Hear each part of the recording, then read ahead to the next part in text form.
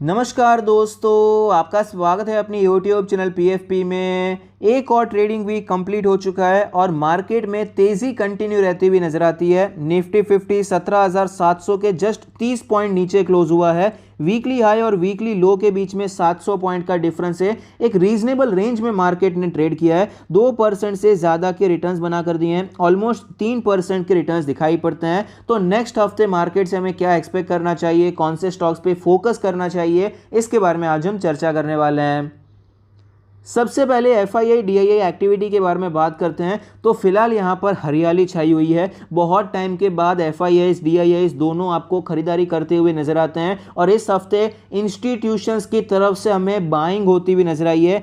FII और DII दोनों के नंबर्स हम जोड़ देंगे तो आपको इंस्टीट्यूशंस की तरफ बाइंग दिखाई पड़ती है और अच्छे नंबर्स में बाइंग हो रही है। 1300 करोड़, 3000 करोड़, ऑलमोस्ट 2000 करोड़। DIIs भी अच्छा खासा खरीद रहे हैं, 1700, 1200, 1100। तो ओवरऑल ये नंबर्स हमें अच्छे नजर आते हैं। तो इंस्टीट्यूशन का सपोर्ट है तो मार्केट हमें और भी ज्यादा ऊपर जाता हुआ नजर आ सकता है। अभी तक क्या हो रहा था, FIIs माल बेच रहे थे, DIIs माल खरीद रहे थे, तो उसके कारण से अपसाइड लिमिटेड हो जाता था। गिरावट जितनी होनी चाहिए थी, पहले जब भी FIIs ने इतना माल बेचा तो मार्केट तो खल्लास हो जाती है। 30-40% तो आपको गिरावट देखने को मिल ही जाती थी, लेकिन अभी ऐसा नहीं हुआ क्योंकि रिटेलर्स और DIIs का सपोर्ट काफी अच्छा था।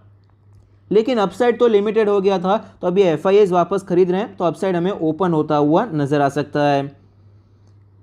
क्रूड ऑयल के बारे में बात करें तो यहां से भी पॉजिटिव सिचुएशन आ रही है। आप देख पाएंगे क्रूड ऑयल में गिरावट हुई। मैंने आपको यहां पर भी बताया था, अभी भी ये टेक्निकली स्ट्रांग है, तेजी देखने को मिल सकती है। थोड़ी बहुत तेजी आई, वापस हमें गिरावट देखने को मिल रही है। तो अगर ये लो टूट जाता है तो टेक्निकली हमें ये वीक होता हुआ नजर आएगा। ऑफकोर्स क्रूड ऑयल में यहाँ पर ज्यादातर जो चीजें चल रही है वो क्या चल रहा है रशिया यूक्रेन में, उससे ज्यादा इंपैक्ट करता है, लेकिन उसका हम भविष्यवाणी नहीं कर सकते। जो चार्ट पर दिख रहा है उसके बारे में हम डिस्कस कर सकते हैं। तो अगर ये 7,500 के आसपास का जो लेवल है ये टूट जाता है तो यहां पर हमें वीकनेस देखने को मिल सकती है, जो कि इक्विटी मार्केट के लिए काफी ज्यादा पॉजिटिव रहने वाला है।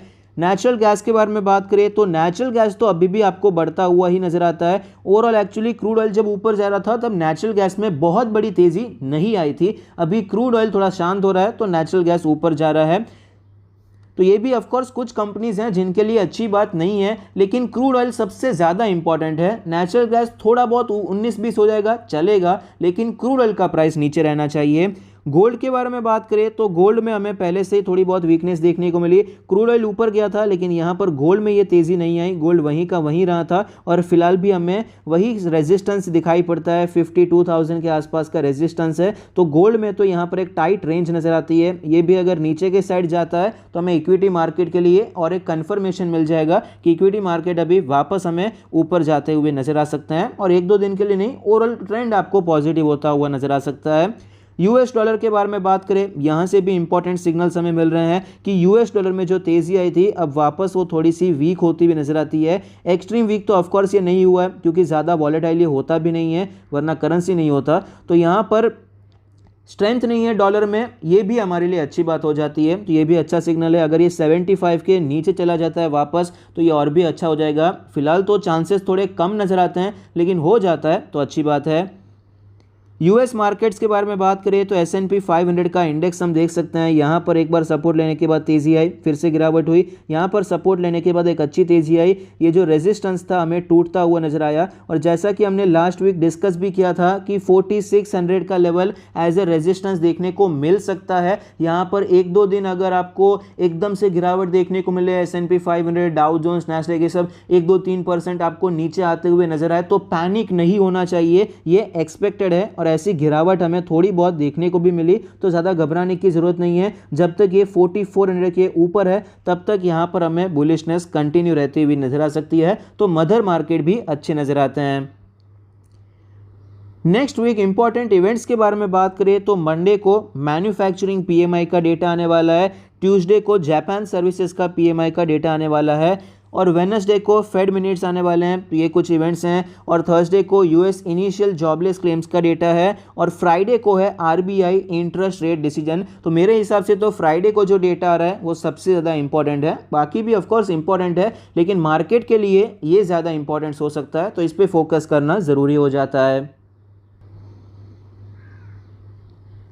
निफ्टी के चार्ट पर हमें क्लियरली पता चलता है कि मार्केट में एक अच्छा मोमेंटम देखने को मिल रहा है। 16,000 के आसपास इसने सपोर्ट लिया, 15,600 भी चला गया था एक्चुअली, लेकिन उसके बाद एक स्टेडी रिकवरी हमें देखने को मिली है। यहाँ पर कंसोलिडेट करने के बाद वापस हमें तेजी कंटिन्यू रहती हुई नजर आती है और फ्राइडे को अच्छी तेजी देखने को मिली। सेटलमेंट हॉलीडे था, एक अच्छी तेजी यहाँ पर हमें दिखाई पड़ती है। 17,500 के ऊपर आपको एक झटके में जाता हुआ नजर आया, 600 के ऊपर भी निकल चुका है, 650 के ऊपर भी आपको जाता हुआ नजर आया है। मूविंग एवरेजेस के बारे में बात करें, फिलहाल ये अपने सारे मूविंग एवरेज के ऊपर है। 20 डेज के मूविंग एवरेज ने 50 डेज के मूविंग एवरेज के ऊपर की क्लोजिंग कर दी है, यानी कि ऊपर का क्रॉसओवर कर दिया है, तो ये अच्छी बात है। लेकिन थोड़ा सा सावधान होना चाहिए। शॉर्ट टर्म के लिए निफ्टी अपने रेजिस्टेंस के आसपास पहुंच चुका है। 17,800 का लेवल पहले भी एज ए रेजिस्टेंस हमें देखने को मिला है, ज़्यादा डिफरेंस नहीं है। अभी 670 चल रहा है, 800 ज़्यादा दूर नहीं है। 17,800 से करके 18,000 का जोन एक रेजिस्टेंस की तरह हमें दिखाई पड़ सकता है। यहाँ पर मार्केट फिर से थोड़ा बहुत वॉलेटाइल होता हुआ नजर आ सकता है। डेली RSI 62 है, मोमेंटम वापस आ चुका है। लास्ट हमें 60 के ऊपर का प्री बजट रैली जो आई थी वहां पर देखने को मिला था, अभी वापस हमें 60 के ऊपर का डेली RSI जाता हुआ नजर आया, यानी कि मोमेंटम स्ट्रांग हो रहा है। वीकली चार्ट के बारे में बात करें तो वीकली चार्ट पे हम देख पाएंगे 50 वीक्स के मूविंग एवरेज के नीचे तो गया था, लेकिन वहां पर अच्छी रिकवरी आ गई और वापस अभी ये 20 वीक्स के मूविंग एवरेज के ऊपर जाता हुआ नजर आता है। यहां पर एक चीज़ मैंने नोटिस की है कि ये जो प्री बजट रैली थी, आप देख पाएंगे 4 हफ्ते कंटिन्यूस तेजी आई। ये चलिए रिकवरी वाली कैंडल थी, लेकिन बाकी की 3 कैंडल देखिए बहुत स्ट्रांग देखने को मिली और ये डेली चार्ट नहीं है, ये वीकली चार्ट है। तो यहाँ पर कंटिन्यूस तेजी आती है तो उस पर थोड़ा सा विश्वास रखना कम हो जाता है। बेस्ट केस सिनेरियो क्या होता है कि थोड़ा थोड़ा करके जब भी थोड़ा रिट्रेसमेंट होना चाहिए, ये बेस्ट केस सिनेरियो होता है। एक झटके में कुछ भी मिल जाता है तो वो टिक पाना मुश्किल हो जाता है। मार्केट में रहो या फिर लाइफ में रहो, एक झटके में कुछ मिलता है तो उसकी कदर नहीं होती है। तो अभी फिलहाल ये सिचुएशन अच्छी है। 2 हफ्ते तेजी आई, उसके बाद एक बार आराम किया, वापस ऊपर जा रहा है, तो ये अच्छी बात है। वीकली RSI 55 है, जैसा कि हमने कई बार वीडियोस में डिस्कस किया है कि 40 का वीकली RSI काफ़ी ज़्यादा इंपॉर्टेंट लेवल होता है एक लार्ज कैप स्टॉक के लिए, और निफ्टी तो लार्ज कैप का इंडेक्स है, तो यहीं से एक स्ट्रॉन्ग रिकवरी हमें देखने को मिली है, तो ये पॉजिटिव सिचुएशन है। तो आगे जाकर हमें यहाँ पर ओवरऑल ट्रेंड हमें बुलिश होता हुआ नजर आया। जब से 16,800 का लेवल तोड़ दिया है, बुलिश होता हुआ नजर आया। हमने आपको टेलीग्राम पर भी शेयर किया था, 16,800 एक बार तोड़ देता है तो इसका रेंज शिफ्ट हो जाएगा। ये 16,800 से 17,800 की रेंज में ट्रेड करता हुआ नजर आएगा और फिलहाल ये हायर साइड पे पहुंच चुका है।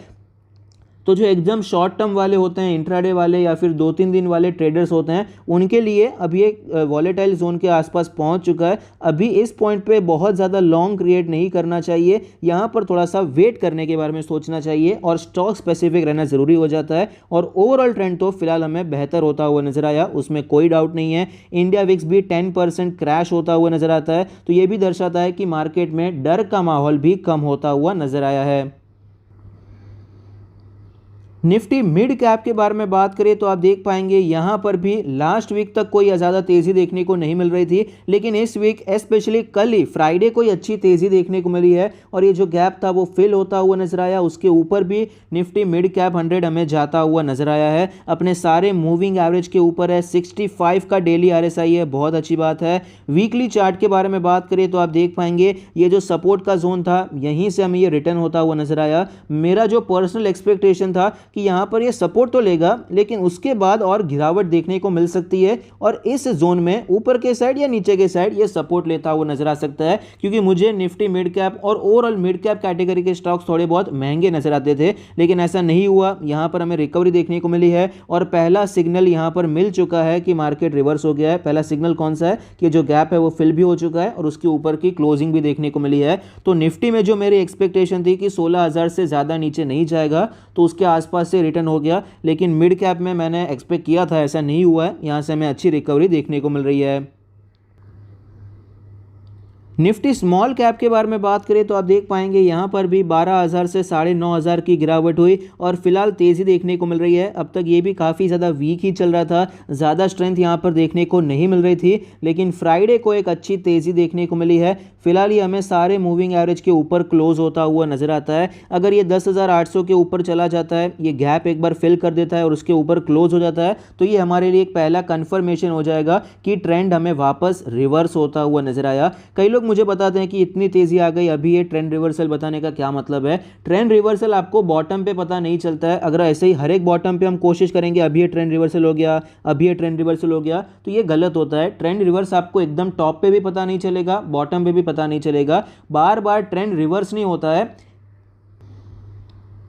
इसमें मल्टीपल कन्फर्मेशंस की ज़रूरत होती है। तो फिलहाल हमें पहला कन्फर्मेशन तब मिल जाएगा जब ये गैप फिल होता हुआ नजर आएगा और उसके ऊपर ही जा सकता है, तभी हम अच्छे खासे कॉन्फिडेंस के साथ बड़ा पैसा हम यहाँ पर लगाने के बारे में सोच सकते हैं। बड़े 6 महीने 12 महीने के ट्रेड ले सकते हैं। इसीलिए ऑफकोर्स टाइम तो देना पड़ता है, बॉटम पे नहीं मिलेगा लेकिन अच्छे ट्रेड्स हमें आगे भी मिल सकते हैं। वीकली चार्ट के बारे में बात करें तो वीकली चार्ट पर यहाँ पर पता चलता है, जैसा कि हमने डिस्कस किया डेली चार्ट पर भी, जब तक वो गैप फिल नहीं होता है तब तक हम ज़्यादा बुलिश नहीं हो सकते, क्योंकि अभी भी ये रेजिस्टेंस के नीचे ही चलता हुआ नजर आता है। लेकिन एक क्लासिक वे में मार्केट ऊपर जा रहा है। जब भी रिकवरी आती है लार्ज कैप पहले ऊपर जाता है, उसके बाद मिड कैप जाता है, उसके बाद स्मॉल कैप जाता है। तो फिलहाल वही होता हुआ नजर आता है।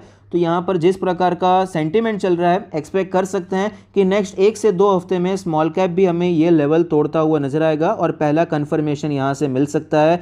कहाँ पर सपोर्ट लिया, तो ये जो सपोर्ट लिया था यहाँ से एक बाउंस आया था, उसी लेवल के आसपास से रिटर्न होता हुआ नजर आया है। मिड कैप की तरह यहाँ पर भी मैंने एक्सपेक्ट किया था कि नेक्स्ट सपोर्ट पे ये आ सकता है और उसके बाद एक अच्छी तेज़ी देखने को मिल सकती है, लेकिन यहाँ पर ऐसा नहीं हुआ। स्मॉल कैप में फिलहाल हमें कंफर्मेशन नहीं मिला, लेकिन जिस प्रकार का सेंटीमेंट है वापस हमें ऊपर जाता हुआ नजर आ सकता है। तो मोस्ट बुलिश लार्ज कैप चल रहे हैं, उसके बाद मिड कैप, उसके बाद स्मॉल कैप। तो अगर लार्ज कैप में आप स्टॉक स्पेसिफिक रहकर काम करेंगे तो आपको एक अच्छी अपॉर्चुनिटी मिल सकती है। स्टॉक स्पेसिफिक में मिड कैप में भी मिल सकती है, लेकिन स्मॉल कैप के चांसेस फिलहाल के लिए थोड़े से कम नजर आते हैं। एक बार ये कंफर्मेशन मिल जाए उसके बाद हम अच्छा खासा बुलिश होने के बारे में सोच सकते हैं। कुछ इंपॉर्टेंट स्टॉक्स के बारे में बात करते हैं जहां पर हम खरीदारी करने के बारे में सोच सकते हैं। सबसे पहला स्टॉक है HDFC life insurance company. 1,13,000 crore की दिग्गज मार्केट कैप है, 100 का पी रेशियो है। क्लियरली काफ़ी ज़्यादा प्रीमियम वैल्यूएशन पे ये ट्रेड कर रहा है। कंपनी के फाइनेंशियल ट्रेंड के बारे में बात करें तो आप देख पाएंगे रेवेन्यू में पहले कोई बड़ी ग्रोथ देखने को नहीं मिली थी। 2020 में तो रेवेन्यू हमें नीचे आता हुआ नजर आया था, लेकिन आप देख सकते हैं रेवेन्यू में बहुत बड़ा जंप देखने को मिला, जबकि प्रॉफिटेबिलिटी में वो जंप हमें दिखाई नहीं पड़ता है। इसका मतलब क्या है, मार्जिन हमें आधे होते हुए नजर आए हैं। सीधी सी बात है, रेवेन्यू डबल हो गया लेकिन प्रॉफिट डबल नहीं हुआ, प्रॉफिट वहीं का वहीं है, तो मार्जिन हमें आधे होते हुए नजर आते हैं, जो कि अच्छी बात नहीं है। लेकिन फिलहाल पूरे सेक्टर के साथ यही होता हुआ नजर आता है। कोविड की वजह से क्लेम्स काफ़ी बढ़ गए थे, तो मार्जिन पे हमें यहाँ पर इम्पैक्ट देखने को मिला। लेकिन लॉन्ग टर्म के लिए एनालिस्ट का मानना है कि काफ़ी ज़्यादा अच्छी बात है, क्योंकि कोविड की वजह से अवेयरनेस बढ़ती हुई नजर आई है। तो कंपनीज को 1-2 साल के लिए प्रॉब्लम देखने को मिली, मार्जिन्स कम हो गए, लेकिन लॉन्ग टर्म के लिए अवेयरनेस बढ़ गई है, तो बिजनेस आपको ओवरऑल अच्छा होता हुआ नजर आ सकता है। स्टॉक के चार्ट पर हमें क्लियरली पता चलता है कि 750 के लेवल से स्टॉक में गिरावट हुई है। 500 पर फिलहाल ये स्टॉक के सपोर्ट लेता हुआ नजर आता है। 20 डेज के मूविंग एवरेज के ऊपर की क्लोजिंग देखने को मिली है। यहाँ पर नीचे के इस लेवल पे अच्छा खासा एक्यूमुलेशन होता हुआ नजर आता है। यहाँ पर एक अच्छा एक्यूमुलेशन हुआ, फिर थोड़ी बहुत गिरावट देखने को मिली। सपोर्ट लेने के बाद ये जो रेजिस्टेंस था वो भी हमें टूटता हुआ नजर आया है। एक्चुअली ये पहले ही टूट चुका है, ये रेजिस्टेंस था, इस कैंडल पे हमें रेजिस्टेंस टूटता हुआ नजर आया, फिर से हमें ये ऊपर जाता हुआ नजर आता है। तो लॉन्ग टर्म के लिए आप एक्यूमुलेशन करने के बारे में सोच सकते हैं। वीकली चार्ट पे भी आप देख पाएंगे अच्छी खासी गिरावट देखने को मिली है। ट्रेंड लाइन भी हमें यहाँ पर दिखाई पड़ता है, एकदम ट्रेंड लाइन पे आया नहीं है, लेकिन ऑलमोस्ट उसी ट्रेंड लाइन से हमें ये रिवर्स होने की कोशिश करता हुआ नजर आता है। तो as a long term investor आप एक्यूमुलेट करने के बारे में सोच सकते हैं। दूसरा स्टॉक है अल्केम लेबोरेटरीज।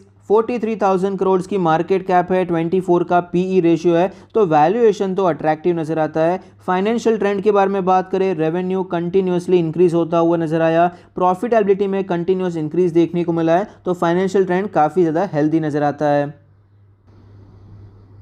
स्टॉक हमें 4,000 के लेवल से ऑलमोस्ट 3,100 के आसपास आता हुआ नजर आया, वहां से एक अच्छा बाउंस आया है, 3,700 तक पहुंच चुका है, फिर से गिरावट देखने को मिल रही है। स्टॉक अपने 200 डेज के मूविंग एवरेज के आसपास वापस आ चुका है, एक अच्छी अपॉर्चुनिटी यहां पर नजर आती है। सिर्फ 200 ही नहीं, एक्चुअली अपने सारे मूविंग एवरेज नज़दीकी नजर आते हैं, क्योंकि स्टॉक ने पिछले कुछ समय में थोड़ा बहुत कॉन्सोलिडेशन ही किया है। आप देख पाएंगे नवंबर में भी इसी प्राइस के आसपास था और फिलहाल भी इसी प्राइस के आसपास दिखाई पड़ता है। 20 डेज के मूविंग मूविंग एवरेज ने नीचे के साइड पे क्रॉसओवर कर दिया था, मतलब इसमें वीकनेस देखने को मिली थी, लेकिन ये वापस ऊपर आ चुका है, सबसे ज़्यादा ऊपर आ चुका है, मतलब इसमें स्ट्रेंथ हमें लौटती हुई नजर आई है। वीकली चार्ट पर हमें पता चलता है कि लॉन्ग टर्म में स्टॉक ने अच्छा परफॉर्म किया है, अच्छे रिटर्न्स बना कर दिए हैं। इसके लिए 100 वीक्स का मूविंग एवरेज, एक्चुअली 50 वीक्स का moving average as a strong support देखने को मिला। जब भी यहाँ पर आता है स्टॉक एक अच्छा सपोर्ट लेकर ऊपर जाता है। फिलहाल भी स्टॉक उसी लेवल को वापस अप्रोच करता हुआ नजर आता है। वीकली RSI 50.8 का लेवल है, 40 के आसपास से एक अच्छा बाउंस देखने को मिला है।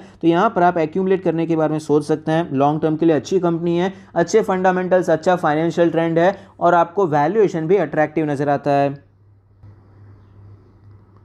तीसरा स्टॉक है हिंदुस्तान यूनिलीवर, 4,81,000 करोड़ की मार्केट कैप है, 55 का PE रेशियो, 2078 का लास्ट डेट प्राइस है, 1.5% की तेजी दिखाई पड़ती है। 54 का PE रेशियो सस्ता भी नहीं कह सकते हैं, लेकिन बहुत महंगा भी नहीं है। यहाँ पर पिछले 2-3 साल में कंपनी ने स्टॉक प्राइस में कोई अप्रिसिएशन नहीं किया है, लेकिन कंपनी के प्रॉफिट्स बढ़ते गए हैं, तो इसीलिए कंपनी का जो वैल्यूएशन है आपको थोड़ा थोड़ा करके कम होता हुआ नजर आया। तो वैल्यूएशन फिलहाल हमें थोड़े सेफ्टी साइड आता हुआ नजर आता है। सस्ता अब भी नहीं है, लेकिन जो चल रहा था उस हिसाब से कम हो चुका है। फाइनेंशियल ट्रेंड आप देख सकते हैं, रेवेन्यूज कंटिन्यूसली ऊपर गए हैं, प्रॉफिटेबिलिटी में कंटिन्यूस इंक्रीज देखने को मिला है।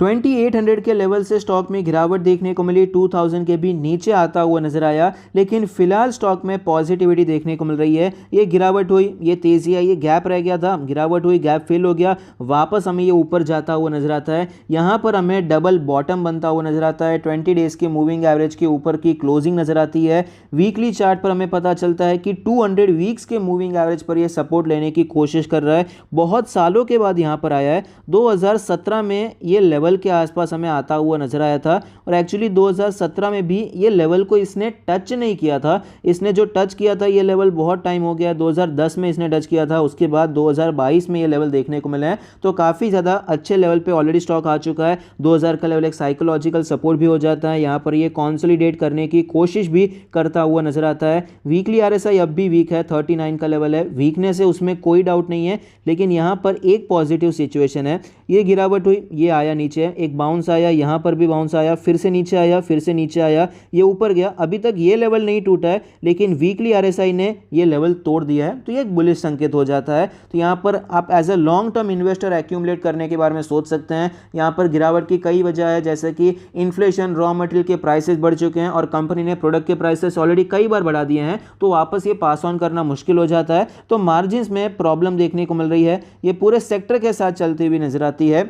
इसकी वजह से स्टॉक में गिरावट देखने को मिली, लेकिन एक साइकिल होता है, मार्केट ऊपर नीचे होता रहता है। कई बार कुछ कंपनीज के साथ, कुछ सेक्टर के साथ अच्छा समय नहीं चलता है, उसका मतलब ये नहीं है कि कंपनी खराब हो जाती है। स्ट्रॉन्ग कंपनी है, आप इन्वेस्टमेंट करने के बारे में सोच सकते हैं। आई होप आपको ये वीडियो पसंद आता है, आपके इन्वेस्टमेंट और ट्रेडिंग डिसीजन में आपको ये मदद करता है। Thank you, stay happy, happy investing.